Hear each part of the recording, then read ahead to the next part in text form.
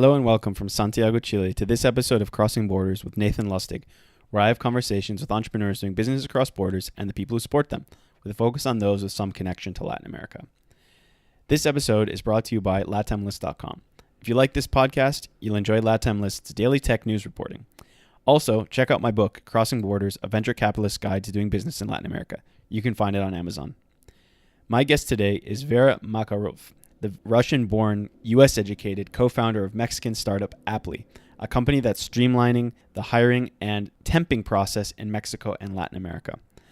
After growing up in the U.S. and studying at Harvard, Vera moved to Mexico with her husband and now co-founder and worked on all sides of the table, first as a traditional investor, then in technology and impact investing, before deciding to invest in herself and start her own business.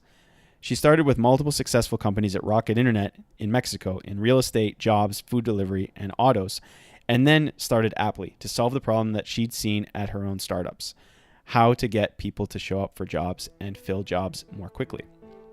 We cover marketplaces in Latin America, Latin American hiring, and what it's like being a female entrepreneur in Mexico, and much, much more.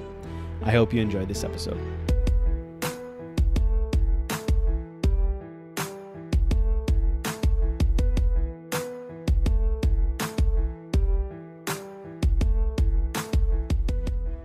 Hey, Vera, welcome to the podcast. Thanks for being willing to do it. Thank you very much for inviting me. No, of course. So where are you in the world today? I am in Mexico City. Awesome. And what are you working on these days? So my startup Apli is the fastest end-to-end recruiting solution. And how did you decide to start that business rather than something else? So before starting this business, the co-founders of Apli had run different types of Latin American marketplaces, all digital: real estate, cars, e-commerce, food delivery. And we all got together in 2016 after we had sold Hello Food to Just Eat. And we started thinking, what is the one problem that we all have in common? And that problem was staffing and recruiting. And we said, how is it possible that today in 2016, you can, with your smartphone, order an Uber, you can order food delivery, you can get a microfinance loan, but a business can't get someone to help them out with an operational peak, and a person still needs to wait weeks to get a job. So we said, we got to fix this. We got to fix this with what we know about marketplaces, what we know about technology, and remove this friction in recruiting, which is costing us millions of missed workdays per year. And what kind of jobs do you recruit for? So we do anything in terms of blue collar and entry-level white collar. We're looking for volume positions. So about 1/3 of our jobs are in the hospitality industry, let's say restaurants, hotels. Another third is in logistics, warehouses, logistics. And then another 1/3 is in kind of more entry-level white collar positions, data entry, call centers, retail as well. And where are you operating today? So we're operating all across Mexico. Our base is in Mexico City with a small office in Guadalajara, but we basically cover all of 40 or 50 of the largest cities in Mexico. And we're doing pilots right now in other Latin American countries, Colombia, Brazil, and also in the US. Awesome. So I'm going to go dig deeper into Apli in a little bit here, but I want to talk a little bit about you and your background first. So where are you from originally? I'm originally from Russia and grew up in the US. And I've been here in Mexico for the last 6 years. And how did you end up in Mexico? That's a long story. Essentially, my co-founder in Apli is also my husband, who I met in business school. And we moved to Mexico 6 years ago because of his job. He was growing Facebook across Latin America. And I came to Mexico to follow him. And we ended up staying because we loved the opportunities here. So before Mexico, did you always know that you wanted to be in tech and be an entrepreneur? Or was that something that came up just in your career path? I would have never put myself into that bucket. My husband is the co-founder of Apli, Jose Pertusa. He is the serial entrepreneur out of the two of us. And I was always inspired by him. I went the traditional finance route, keeping it safe. But then I realized that what I wanted to do really was not invest in the businesses that were making an impact, but actually be the one who is creating the impact on the ground. So when you were working in finance, what kind of stuff were you working on? Was it in venture and in tech, or was it in more traditional stuff? So I started out in more traditional stuff, working for Bain Capital and traditional kind of private equity. Then after business school, I tried the social impact investing route, doing earlier stage deals, some venture deals, but that had the double bottom line mission. And then I decided, you know what, instead of advising entrepreneurs and helping them with the financing around their ideas, what I wanted to do was be the one creating the social impact on the ground. And what lessons did you learn on going from the investment side into starting businesses yourself that you use today? So I learned two things. Number one is whatever idea you're going to do, you're going to invest 100% of your time and energy and everything that you have in it. So you need to make sure from the get-go that it's something big, that it's something that can scale, that it's something that can create a big impact. Because if not, it's just not going to be fundable. It's going to be hard to get access to capital. And then from kind of a personal investment point of view, it's just much better when you invest something in when you invest all that time and energy into something that can scale. And then the other thing that I learned is, especially in early stage investing, the people invest much more in the team and not so much in the idea, because there's lots of pivots in stage investing and early stage investing. So it's really important to have on your team complementary skills. Yeah, that makes good sense. And so when you decided to jump from the investment side into the entrepreneurship side, what was your first step? And how did you decide on that opportunity? So I kind of waded into the shallow end with the life preserver called Rocket Internet, which I call basically University of Entrepreneurship. Actually, both my husband and I started in Rocket Internet after he left Facebook, and I was already launching a marketplace for real estate classifieds in Latin America. So he joined me, and we spent 3 years at Rocket launching businesses, turning them around, selling them, basically learning everything that we needed to learn about entrepreneurship with someone else's money.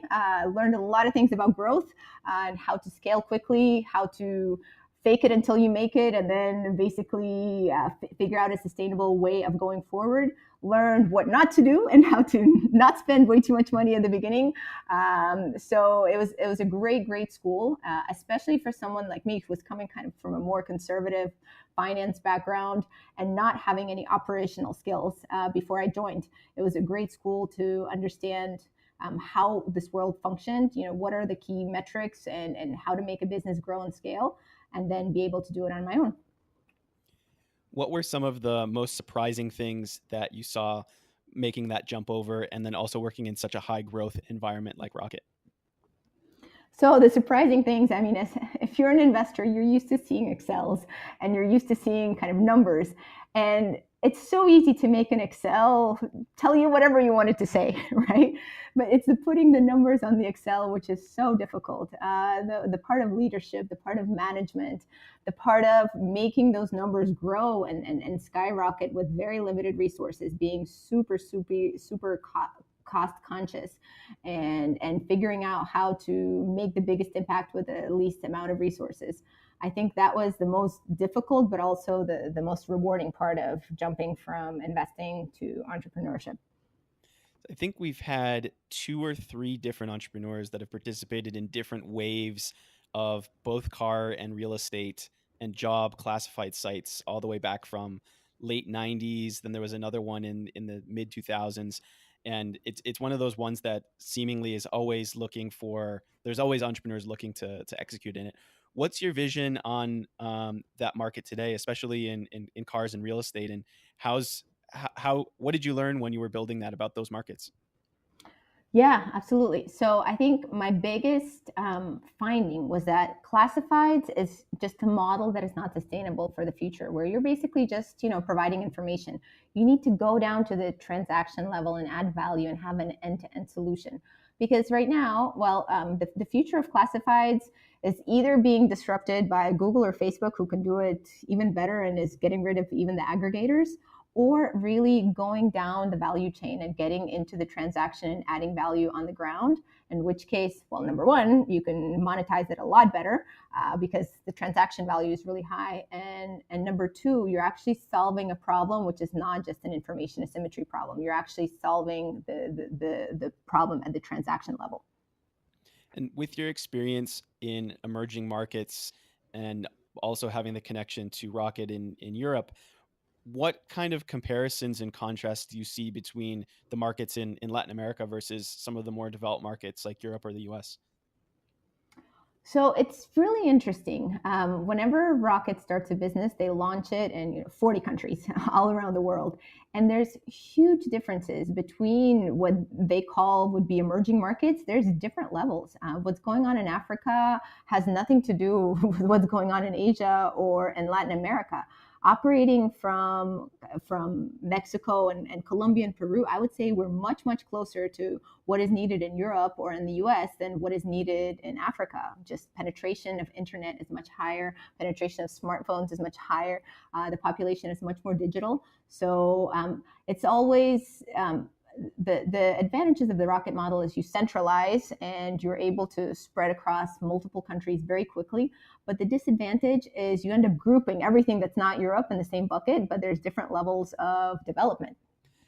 And for investors and entrepreneurs that are either coming to Latin America for the first time, or maybe have a little bit of an understanding of the market beyond just the fact that Latin America is generally closer to US or Europe than it is to, say, Africa or parts of Asia, what are some of the other things that people should understand about the region in startups, either specifically in your industry or just in general? So I think some of the things to keep in mind in terms of Mexico is there's 120 million people, of which 80 million are already connected to the internet with smartphones. So you can reach them through Facebook, through Google. You can reach them through online marketing, and it's very accessible. Number one. Number two, it's right across the border from the US. So all of the multinationals are here, and there's a huge trade going on between the US and Mexico. So there's border towns in Mexico that look exactly the same as on the north side of the border, right? So in terms of, just the global economic power, Mexico is going to be in the top 10 quite soon in terms of GDP. But at the same time, there's huge opportunities. For example, Mexico is one of the least penetrated countries when it comes to credit for business, well, personal credit. So it's a land of opportunity, but it's connected and it's very reachable. Yeah, it is one of the most dynamic and interesting countries right now, I think, in anywhere in the world. And so after working with Rocket, what did you do next? So we ended up creating Apli to solve the problem initially for our businesses. We said, how is it possible that our call center and our warehouse is perpetually understaffed during operational peaks? How is it possible that restaurants are canceling thousands of orders because they're understaffed in their kitchens or in terms of delivery people? So we started solving problems for our existing clients from previous businesses. And then we realized that it's a much bigger opportunity than just this kind of on-demand serving operational peaks. It's the entire recruiting process needed to be reinvented. Right now, it takes an average of 52 days to fill a position because recruiters in Mexico are still predominantly offline. They're doing flyering, they're doing kind of trucks with megaphones announcing the different job opportunities, then interviewing people one-on-one with a very basic questionnaire. Right now, what Apli does is essentially replaces all of that with a 10-minute chatbot interview with people who see our ads on Facebook or Instagram or find us in Google. And 85% of the people who pass the chatbot interview are actually qualified by the same recruiters who interview them in final rounds. So you can eliminate a lot of these processes and have the largest database of pre-profiled candidates, which you can mobilize and activate on demand for be it permanent jobs or temp jobs. And so, in comparison to the 50 something days that the average job goes unfilled today, when they use Apli, how quick is it? It can be as quick as 24 hours to get someone working in your business for a temp assignment or to have people interviewing, having the final interviews of the process. And what percentage of your business today is temp versus long term? It's about 50-50. That's interesting. And how does temping work in Latin America? Like, how common is it? What kind of businesses use it, and how does that compare to other places around the world?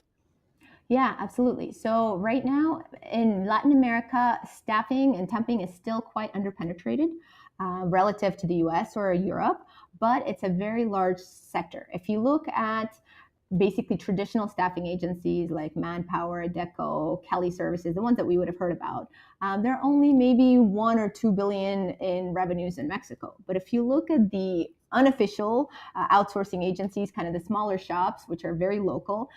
That's a $15 billion industry in Mexico alone. So it is quite advanced. It is quite pervasive. The question there is, how formalized is it? Because there's still, unfortunately, lots of loopholes where people are not working with labor contracts, where people are not receiving all the social benefits that they're entitled to.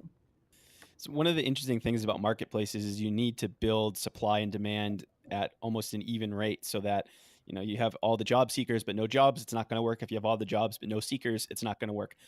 What were your first steps to make the business work and realize that this was actually a real opportunity?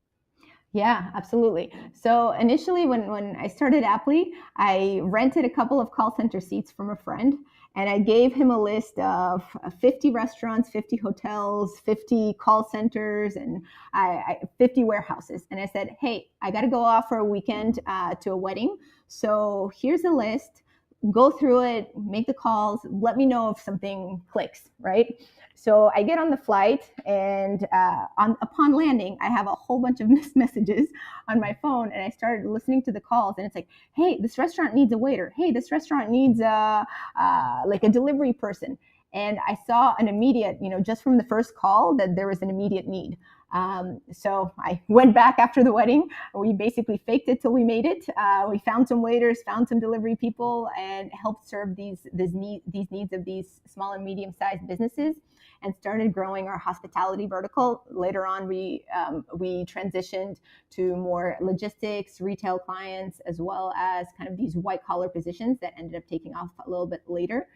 But then we had to make another transition from SMBs, which were great for testing the product and working out the kinks, setting up our technology, making sure that it worked, to more corporate clients. Because those are the corporate clients that can give you a lot more volumes and a lot more requests, and solve the problem of the work side of the business. In Latin America, we haven't had problems on the candidate side because there's lots of people looking for work, especially when it's flexible. And the limiting factor for us has been on the employer side. And so when you're working with small companies that don't need as high of a staffing needs, there's only so much you can grow with those. And it's really going the corporate route and getting those on board with the case studies and everything that we had developed for smaller clients, that we eventually got the corporates convinced and we got them on board to solve that problem. Yeah, I love stories like that. I think we've probably had 7 or 8 different marketplaces on the podcast tell stories very similar to like that, where they just started very small, doing all the things that don't scale. I think Lift It started with 2 guys going outside of a home center and just renting the trucks themselves. So I think it's really interesting, because a lot of entrepreneurs think, I need to have raised a bunch of money ahead of time and then I can go build my solution. But if you look at some of the best marketplaces, especially in the region, they all have stories like yours. Yeah. And so speaking of funding the company and raising money, what have you raised so far, and what's that story been like? Yeah, so we've raised $2 million to date in convertible notes. Our lead investor was All VP from Mexico, and with some participation of other Mexican and international funds. And we're starting to raise our Series A this year. Awesome. And what was the process like raising money for a company like this in Mexico? When did you go out and raise? What kind of traction did you have, and how many funds did you talk to? What was that process like? Yeah, so we had a lot of, we got very lucky in Mexico. I had known Fede from LVP from beforehand, and he had put me into his acceleration program that's called NUMA. So basically, he was tracking our progress. But essentially, the first investment was an investment in a PowerPoint with a couple of pilots with SMB clients. So I think there it's really going back to, is there a large market for what you're doing, and is this the right team to execute? So we were able to convince All VP and our other investments that those two were true. This is a huge opportunity, and that we had the right team behind it, given our prior experience building Latin American marketplaces in other verticals. So for us, the initial fundraising process was not was relatively easy, much easier than I would say for other startups. I think the challenge comes kind of that next round of funding, and making sure you hit all of the milestones, because there it's less more about your idea and the team, but it's what you have achieved. What advice would you give to other entrepreneurs who are looking for that first venture or VC fund check to help them raise it? So I think number one, do a really good job of figuring out what is your market size, making sure that you're not pigeonholing yourself into a niche, and that this really can be $1 billion business going forward with not without you having to capture 100% of that market. Number two, making sure that you have a great team surrounding you. I understand perfectly well from the investor side and now from the founder side why it's very difficult to get funding as a sole entrepreneur. I mean, it is grueling. It is between the work and the ups and downs and everything and all the surprises along the way, it's just so difficult to make it if you're a sole founder in terms of just the sheer amount of work, in terms of motivation. And I mean, I've just had so much help from my co-founders to get Apli to where we are today. So definitely invest in your team, invest in your co-founders, get people who are better than you, who are smarter than you, and who complement your skills onto your team early. So, talking about complementing skills, a lot of founders, the best founders, generally end up being able to pick their investors, whereas some of the ones who are maybe not as lucky or have a harder time convincing investors end up having to get picked by the investors. Can you talk about how you chose or how you think about choosing investors from the very beginning and then also looking forward into your Series A? Yeah, so it's very, very important to consider what the investor can bring before they invest outside of money, because whatever deal you take, the first round of capital is going to be your most dilutive round of capital, right? So you want to make sure that in addition to the money that they bring other types of value. One of our smallest angel investors that put in a ticket of $25,000 was an amazing kind of plus in terms of corporate deals. So they ended up getting us the initial 2 or 3 corporate clients, multinationals that really made an impact and a dent in our business. So it's amazing. It's a very small ticket, but at the end of the day, the network and the help they can get you with those clients was invaluable, right? It's also very important to get investors who understand early stage venture capital investment. Because it's going to demand pivots, because it's going to demand different types of strategies, because I can tell you right now, your plan A is not going to work. So you need to get an investor who understands the size of the market and understands the opportunity, but also understands that if plan A doesn't work, you got to go with plan B and plan C, and you have to experiment and literally try a gazillion different things to figure out what sticks and then replicate. If your investors are not comfortable with that because they want you to stick to this business plan that you presented to them on a PowerPoint before you actually launched, it's going to be very difficult to maintain the communication when real life happens. So going back to the beginning and raising some money, doing some tests that you did, things that didn't scale, what were some of those pivots or inflection points that happened in the business where you really knew that this was going to start to be successful? So I think the initial was what I was just saying, literally phone calls and clients desperate to get additional help. So we knew this was something very, very urgent. The second one was definitely getting the corporates on board, because once you get one and you have a case study and you sell it like crazy to everyone else, no one wants to be the first. So getting the first corporate on board and having an amazing case study, do it even if you lose money with it, right? Because then everyone else is going to be looking at that case study and saying, okay, I want this too, and now I'm not going to be the first one. It's super helpful approaching corporates that have corporate venture capital programs or have some kind of innovation or transformation arm, because that can be your air cover whenever you go with the functional department, whether it's HR, marketing, or tech, or whoever is your buyer within the company. If you have that champion also rooting for you from innovation or transformation or corporate venture capital, that helps a lot to speed up the process. How did you go about finding those champions? Because what you said about no one wanting to be first is spot on for Latin America. Part of our experience has been seeing that in the US, if you take something to a new company, they don't take it and you go to their competitor, that person might get fired for not trying the new thing. But in Latin America, it's the exact opposite. Exactly. If they try the new thing and it doesn't work, they might get fired. So talk about finding those champions and lowering that risk for them so that they actually can stay your champion. Yeah.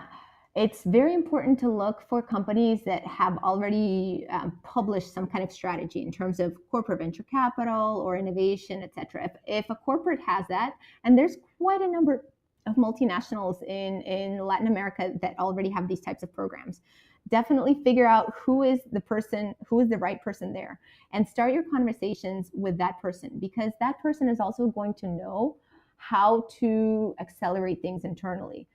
For example, if you're selling to HR, like in the case of Apli, that person is going to know who within HR is the blocker and who within HR is the innovator. Who's going to see the opportunity as opposed to just seeing all of the risks. So that first intro to the functional area makes all of the difference. It can either block you for 2 years or get you the green light. Also, the corporate venture capital programs usually have a different type of budget, right? They have a budget for innovation, they have a budget for small pilots, so they can finance it at zero cost to the department to which is going to eventually buy your solution. So when you have demonstrated results at zero cost, well, then they have much fewer arguments to say no. Yeah, that makes good sense. And so, in terms of big clients today, what kind of clients are you working with, and what are you most excited about working with them? We're working with Cinepolis, which is the second largest movie theater chain in the world. We're working with Oxxo, which is Mexico and I believe Latin America's largest retailer. We're working with FedEx. I think we all know who FedEx is. With Banco Azteca, with Teleperformance, which is the world's largest call center, and with Arca Continental, which is Coke's number two bottler. So a lot of these clients have corporate venture programs, which have helped us in terms of setting up the original pilots and demonstrating the results. And what I'm most excited about is that these corporate clients are the ones who are taking Apli international, because they've seen good operations, they've seen good results in Mexico, and they want us to help their operations in Latin America and the US. And that's a really good springboard for entering new markets. A lot of Mexican entrepreneurs or companies that start in Mexico generally have an inward facing only Mexico strategy, which can make sense because it's such a huge market. And how do you see expanding across the region in Latin America and then also to the US with these companies? Why is that important, and how can that work? So for us in Apli, it's very much a data game. At the end of the day, what we want is we want the largest number of people in our database who are pre-profiled, who we have a whole bunch of data on, who we can match the positions and be able to know who's going to be doing a good job and where. So for us, it's a volume game, and we need to get as much volume as we can, because ultimately that is our moat. That's how we protect ourselves against competition. That's our competitive advantage, to do the matches to the jobs in a much quicker fashion and do much better selection. So for us, it's not an option to stay in Mexico, because at the end of the day, there's a whole world of blue collar, entry level, white collar jobs in Latin America and beyond, and a whole world of data that we can have an athlete to improve our machine learning models and to improve our matching algorithms. And where do you see, what are the next steps for you and for Aptly going forward? So we're raising our Series A right now and doing pilots in other countries with our corporate clients. And with the financing from the Series A, we're going for international expansion. Awesome. And if you could go back to when you were just going from the investor side and starting to work at Rocket on the entrepreneur side, knowing what you know today, what advice would you give yourself? Don't be scared. I think, I don't know if this is an advice for women or an advice for entrepreneurs in general, but you imagine these incredible risks, and you imagine all of the ways and how this business is never going to work. And you completely underestimate the potential of it working, because all you see in front of you is risks. And at some point, you just need to shut that out of your mind and say, you know what, I don't care. I'm going for it, and I'm going to jump in, and I'm going to sink or swim. And it's in those moments that you realize that you do discover something, and that the assumptions that you had were not correct. And there's a way to make it work. So you've operated in business in US, Europe, and now Latin America. And you mentioned potentially your advice is for women. What's it been like being a woman in business and now entrepreneurship in Latin America compared to other places? In this regard, Mexico has actually been a blessing in disguise. I think I've actually been more successful in Mexico being a woman and being foreign in terms of getting people's attention, in terms of starting the conversation. Mexico has been very, very welcoming and very welcoming of foreigners, very welcoming of women. So I can't complain. I actually think it has been an advantage for me rather than having the same idea and being a Mexican-born male entrepreneur. So besides for not being scared, what advice would you give to women entrepreneurs in the region? It's to think big also. There's lots of entrepreneurial women, but because of, let's say, the lack of financing or the lack of role models, they think of ideas that are entrepreneurial, but maybe just kind of stay in that lifestyle business mode because they can't think past the, okay, what would happen if I need external financing for this and it's not going to be financially sustainable just on its own. I think, and once again, it's going back to my advice. If you're going to start something, you're going to put your blood, sweat, and tears in it. It better be big because it's going to be the same exact effort to make a lifestyle business than to make a unicorn. So I would challenge women in Mexico, anywhere, to really think big. I think that's a great piece of advice, and it's also a great place to end this version of the podcast. And we'll definitely have to do a round 2 later on after you've raised your next round, maybe 9 months or so down the line, and get an update and hear more about the business. Thanks a lot for taking the time to do it today. It's really fun. Absolutely. Thank you so much for your help and for the invitation. Thanks again for listening to this episode of Crossing Borders with my guest, Vera Makarov, co-founder of Apli. As always, if you like this episode of Crossing Borders, please share it with a friend so that more people can learn about what Vera is up to and the Latin America tech ecosystem. Be sure to check out LATAM List for daily tech news from the region and my book, Crossing Borders, to learn more about doing business in Latin America. Thanks to Angel, Sofia, and Josefina for helping produce this podcast. And thanks to you for listening. Have a great rest of your day.